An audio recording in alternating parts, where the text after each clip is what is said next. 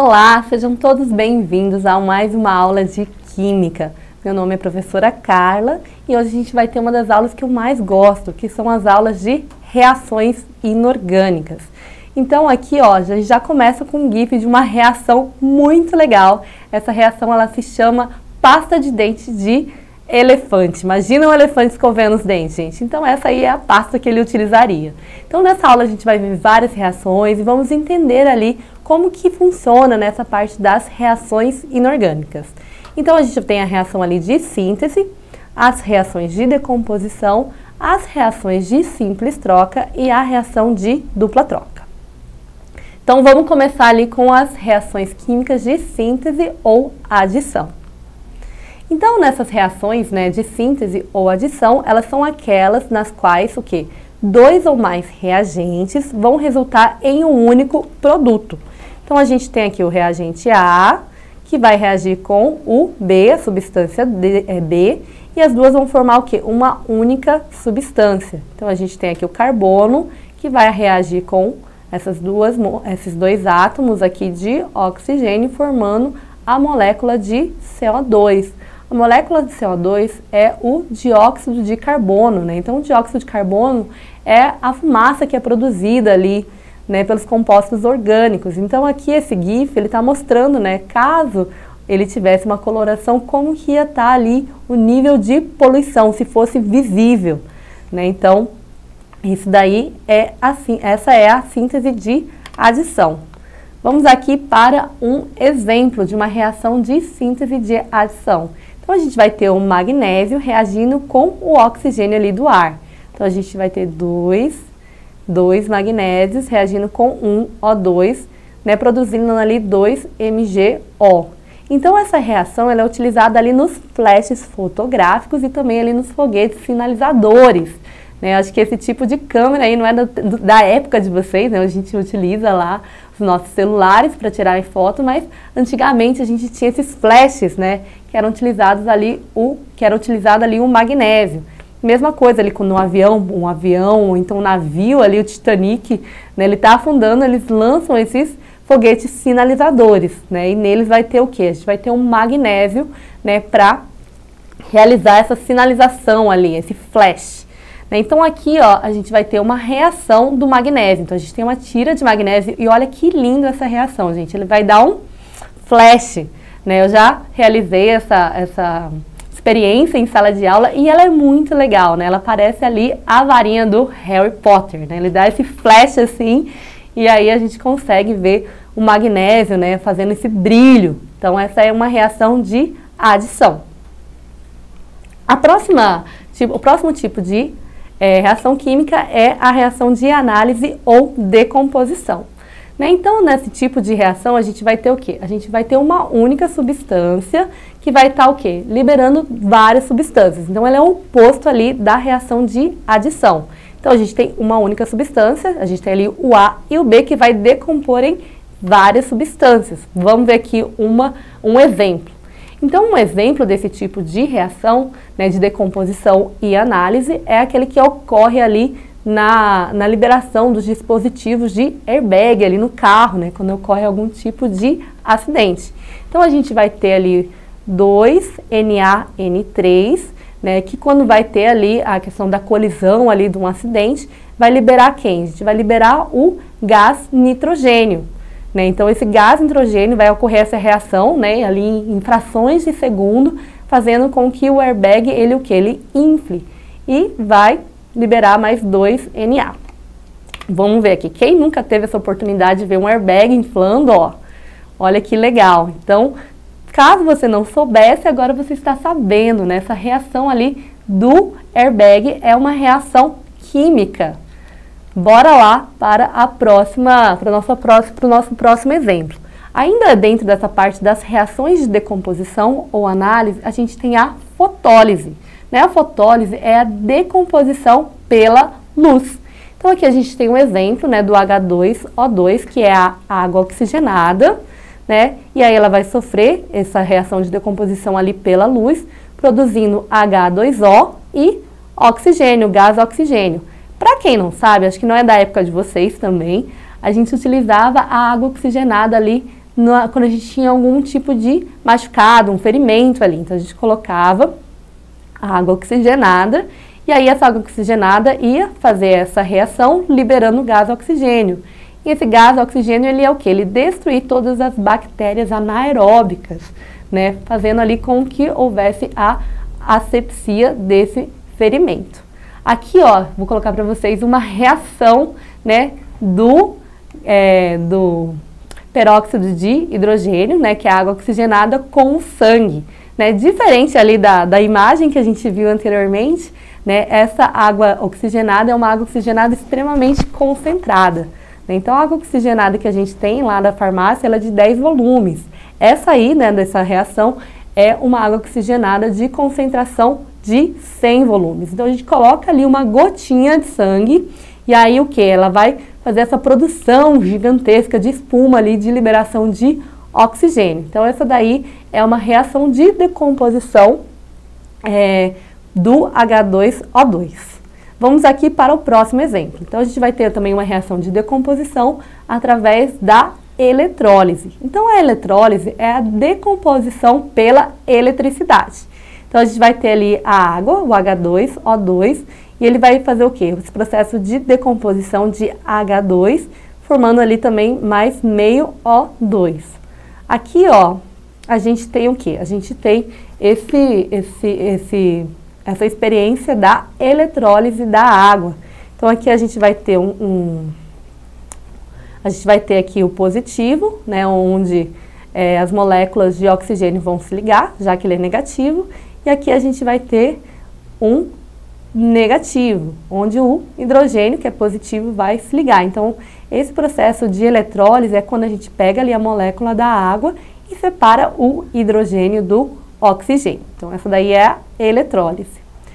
A nossa próxima reação de decomposição ela é através da pirólise, né? Então, a pirólise vai ser a decomposição pelo calor, que é representada aqui pelo delta. Então, a gente tem aqui, né, o exemplo, a gente vai ter o cobre mais o NO3, que vai formar um sólido azul. Ele vai passar ali por um processo ali de calor, de pirólise, e vai formar o óxido de cobre mais o NO2 e o O2. Então, vamos ver aqui essa reação. Então, primeiro ele vai formar um sólido preto, depois um gás vermelho e, por último, ali um gás incolor. Olha aqui essa reação. Então, aqui a liberação desse gás vermelho. Que lindo! Agora que a gente terminou ali as reações de análise e decomposição, vamos falar um pouco sobre as reações de simples troca ou deslocamento.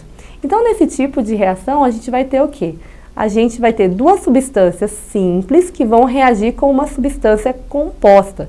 Sendo que a substância simples vai o quê? Ele vai deslocar um dos elementos da substância composta e vai tomar ali o seu lugar. Então, a gente tem ali a substância simples A, que vai reagir com essa substância composta, X e Y. Então, nesse tipo de reação, o A, ele vai o quê? Ele vai deslocar. Então, ele vai tirar o Y ali da reação, vai ficar no lugar dele e vai deixar o X sozinho. Então, aqui, ó, no nosso exemplo, a gente tem um zinco, que vai reagir ali com esses dois átomos de cloro e um átomo de cobre. Então, o zinco, ele vai fazer o quê? Ele vai tomar o lugar ali do cobre. Então, ele fica ali no lugar do cobre, né, formando essa molécula, e daí o cobre fica ali sozinho. Então, isso daí é uma reação de simples troca ou deslocamento. Vamos ver aqui numa reação como que isso acontece. Então, a gente tem aqui o cobre e o nitrato de prata, né, que é o AgNO3. Então, o cobre, ele vai tomar o lugar de quem? Ele vai tomar o lugar da prata, do Ag. Então, ele remove a prata, né, o Ag, e se liga no NO3. Então, aqui a gente vai ter a formação do nitrato de cobre e a prata vai ficar aqui sozinha. Então, nesse tipo de reação, uma substância simples, ele vai reagir com uma composta, deslocando a substância composta para uma outra simples. Agora que o nosso exemplo, né, a gente vai fazer o quê? A gente vai mergulhar um prego de ferro numa solução de sulfato de cobre, né, e depois a gente vai retirar o prego e a gente vai ver que ele está o quê? Que ele vai estar avermelhado, né? Então vocês já devem aí lembrar desse tipo de reação aí na casa de vocês, ou então ali no portão da casa de vocês, que é aquela reação de o quê? De enferrujamento, né? De óxido-redução. Então aqui, ó, a gente tem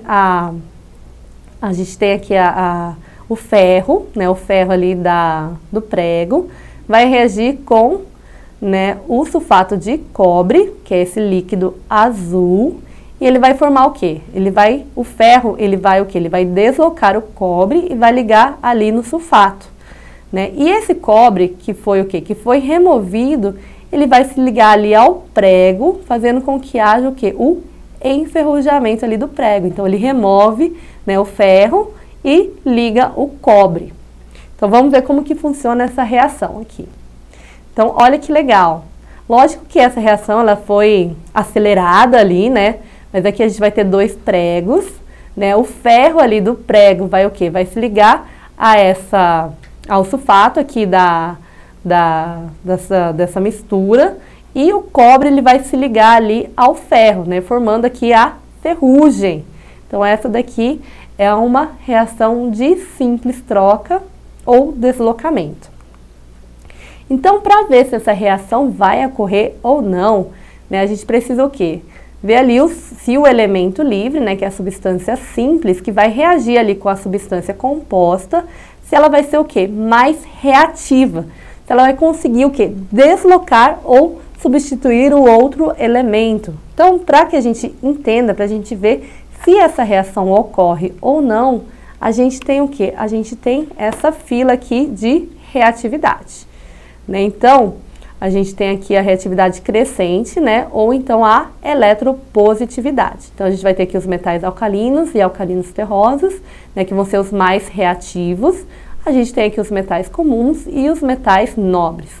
Então, aqui nessa nossa reação, a gente vai ter o quê? O zinco vai reagir com o sulfato de cobre. Então, vamos ver aqui, ó. O zinco, ele vai querer o quê? Ele vai querer deslocar, né? Vai querer tomar o lugar aqui do cobre. Então, para a gente ver se essa reação ela vai ocorrer ou não, a gente precisa ver aqui, ó, nessa fila de reatividade, se o zinco ele é mais reativo, se ele vai ter força suficiente para deslocar o cobre. Então, aqui a gente tem o zinco, ó, então ele está bem aqui e ele está na frente do cobre. Então, né, através aqui dessa fila de reatividade, a gente entende, a gente encontra aqui que o zinco ele é mais reativo que o cobre. Então, por conta disso, ele vai conseguir o quê? Ele vai conseguir remover, ele vai conseguir deslocar o cobre. Então, aqui a gente vai ter a formação do sulfato de zinco e a liberação do cobre. Então, essa reação, ela vai ocorrer, tá, gente? Só que o oposto não ocorre, né? Então, se a gente tiver aqui o cobre querendo deslocar o zinco, ele não vai conseguir. Por quê? Porque ele é menos reativo, né? O cobre ele é menos reativo que o zinco. Então, essa reação ela não ocorre por conta da reatividade do cobre, que é menor que a reatividade do zinco. Então, isso daqui são para os elementos metálicos. Daqui, essa fila de reatividade são para os metais. Vamos ver como isso acontece lá nos ametais.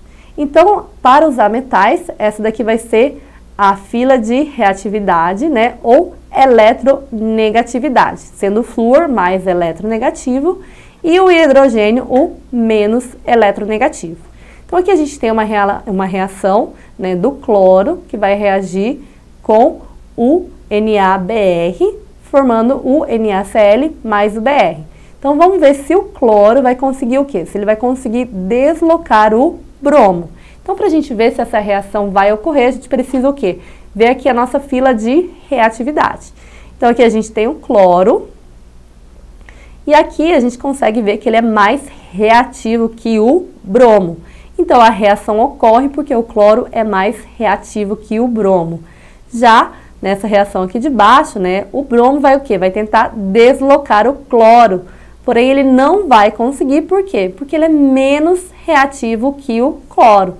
Então, essa reação, ela não ocorre, tá? Então, a reação não ocorre porque o bromo é menos reativo que o cloro.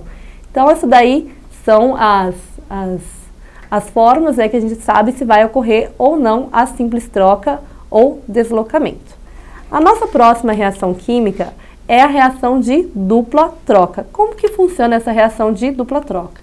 Então, a gente vai ter o quê? A gente vai ter ambos reagentes, que são substâncias compostas, que vai o quê? Que vai trocar de posição entre si, resultando na formação dos produtos.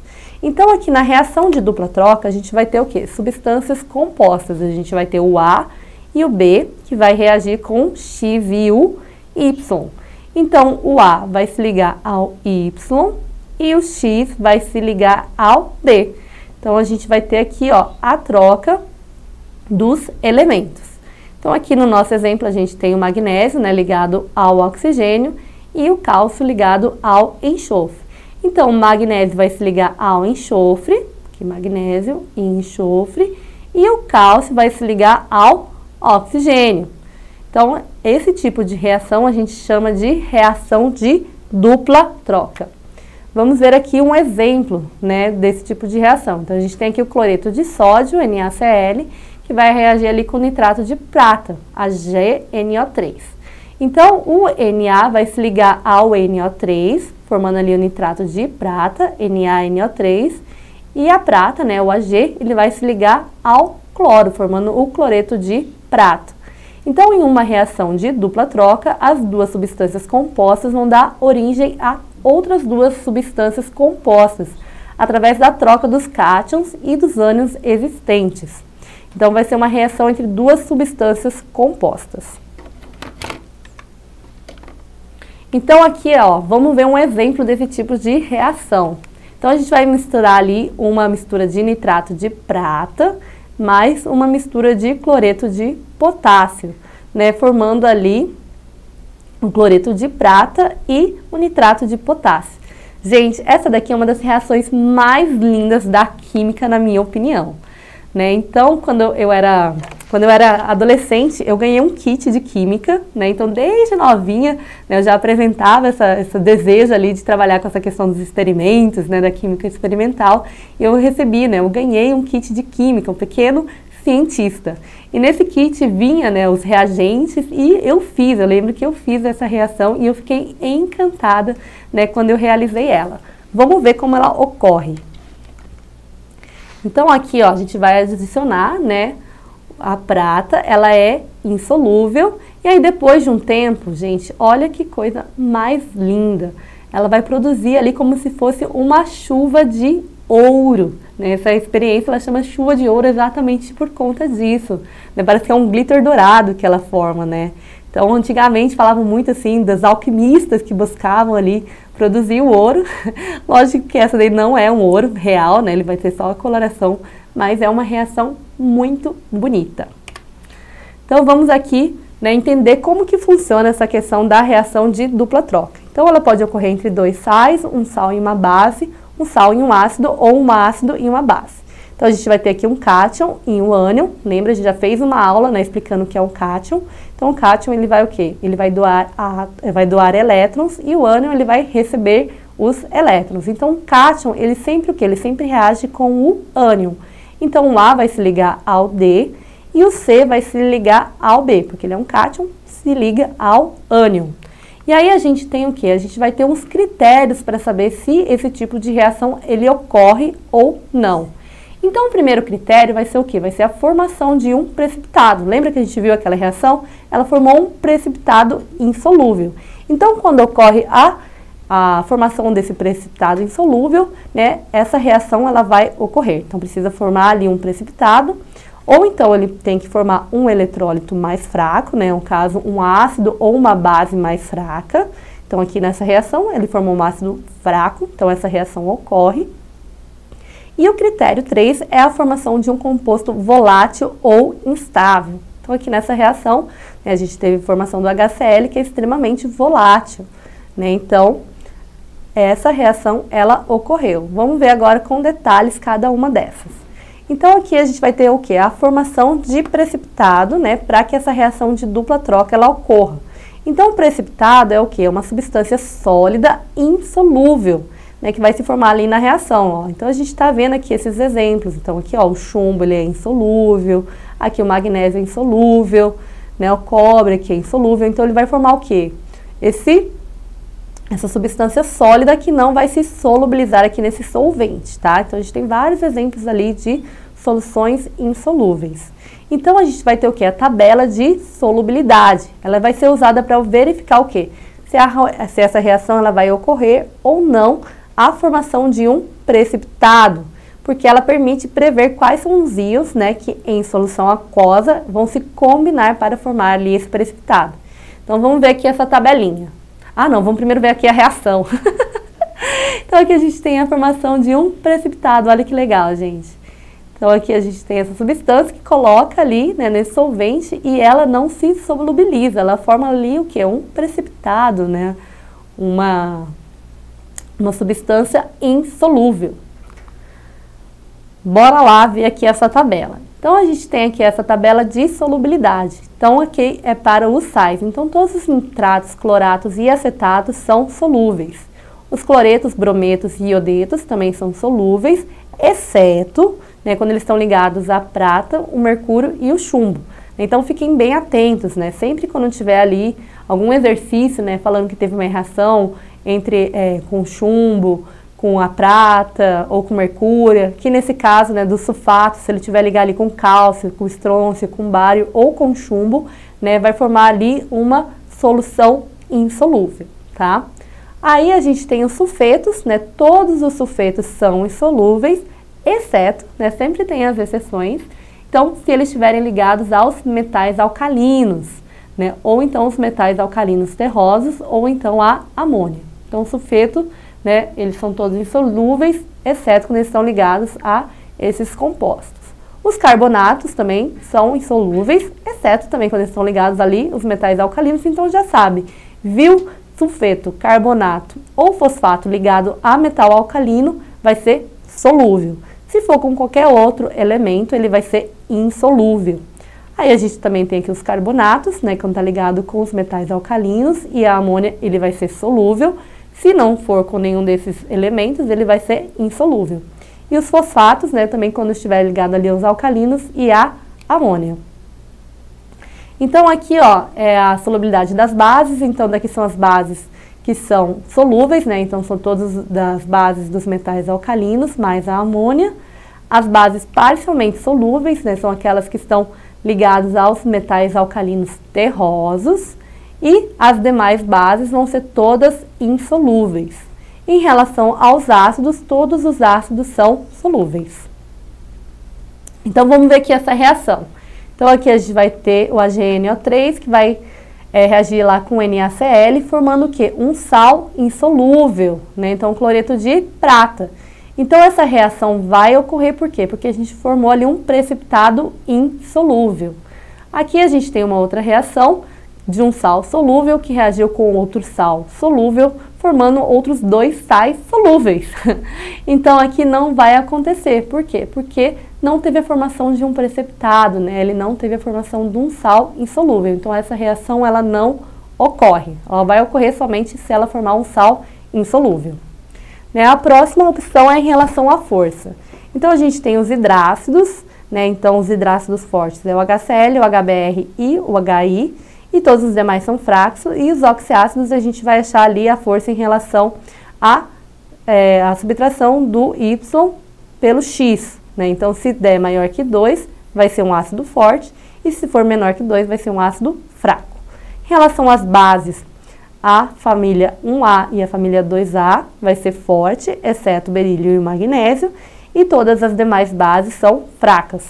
Em relação aos sais, né, todos aqueles que forem solúveis vão ser fortes e todos aqueles que forem insolúveis vão ser fracos. Então aqui, ó, a gente tem essa reação, né, a gente tem aqui a formação do HCl, que é um ácido forte, né, ele vai reagir com o Na2S, formando o NaCl e o H2S.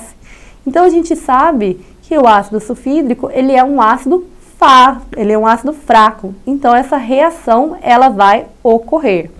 Já essa daqui, né, a gente tem aqui um ácido forte, né, o H2SO4, vai ter essa reação e ele vai formar o quê? Um ácido moderado, né, um ácido mais fraco que o ácido de origem ali da reação. então a reação ocorre. Então, sempre quando a gente formar um ácido, né, formar um eletrólito mais fraco, a reação ocorre. E aqui a gente tem uma reação de bases, né, então a gente tem o NaOH e vai formar o hidróxido de cobre. O hidróxido de cobre, ele é mais fraco, ele é um eletrólito mais fraco que o hidróxido de sódio, que é da família 1A. Então, essa reação ela vai ocorrer. E a nosso último critério é em relação à volatilidade, né? Se formar uma substância volátil, a reação ocorre. E quem são os nossos ácidos voláteis, né? Então, os ácidos voláteis, eles o que? Eles passam facilmente do estado líquido para o estado de vapor. Então, a gente tem o HCl, o HCN, o HNO3, o HI, o HF e o ácido sulfídrico. Então, daqui são os ácidos voláteis. Todos os demais são ácidos fixos, ou seja, não voláteis. Em relação à base, né, a gente tem o amônio, NH4, que ele vai ser volátil, né, formando ali água e NH3. E os ácidos instáveis, ou não, que também são voláteis, né, é o H2CO3, né, que vai formar H2O, e aqui o CO2, que é volátil, e o H2SO3, né, então a gente vai ter ali a formação da água mais o SO2. Em relação ao sal, todos os demais são fixos. Então, se formou o que? Uma formação ou uma substância mais volátil, a reação ela vai ocorrer. Vamos ver aqui alguns exemplos. Então, aqui a gente tem o NaCl, né, que vai reagir ali com o ácido sulfúrico, ele é um ácido fixo. Nessa reação, a gente vai ter a produção do HCl, que é um ácido extremamente volátil. Então, essa reação ela ocorre por conta da formação do HCl. Aqui a gente tem um ácido volátil, né, que é o HCl, que vai reagir aqui com sulfato de cálcio. E o que? A gente vai ter a produção do ácido sulfúrico, que é um ácido fixo, né, ele não é volátil. Então, essa reação ela não ocorre. Então, vamos agora para uma questão aqui do Enem, para ver se vocês entenderam, né, o nosso conteúdo de hoje. Então, essa questão caiu lá em 2016 e ela fala: em meados de 2003, mais de 20 pessoas morreram no Brasil após terem ingerido uma suspensão de sulfato de bário, que é utilizado ali no contraste de exames radiológicos. O sulfato de bário é um sólido pouquíssimo solúvel em água, que não se dissolve mesmo na presença de ácidos. As mortes que ocorreram porque um laboratório farmacêutico forneceu o produto contaminado, então teve ali a contaminação do carbonato de bário, né, que ele é solúvel em meio ácido. Então, um simples teste para verificar a existência de íons bários solúveis poderia ter evitado essa tragédia. Esse teste consiste em tratar a amostra com a solução aquosa de HCl e após filtrar para separar os compostos insolúveis de bário. Então, a gente vai adicionar a solução lá de H2SO4 sobre o filtrado e vai observar por 30 minutos. Então, a gente vai ver o que? Se a presença dos íons bários vai ser indicado e aí a gente tem aí as opções. A. Liberação de calor. B. Alteração da cor para rosa. C. Precipitação de um sólido branco. Letra D. Formação de um gás hidrogênio. E. Volatilização do gás cloro. Pensa aí um pouquinho, gente. Então, aqui ó, a gente tem a resolução. Então, depois que a gente fez ali a separação dos compostos insolúveis, né, através de filtração, e foi adicionado o H2SO4, a gente teve essa reação, né? Então, essa reação ela vai produzir o quê? O sulfato de bário. E o sulfato de bário, ele forma o quê, gente? Ele forma um precipitado branco. Então, a resposta correta é precipitação de um sólido branco. Então, nós estamos terminando aqui mais uma aula de reações. Para mais aulas e mais informações, entre lá na plataforma Eduque. Um abraço para todos vocês e até a nossa próxima aula.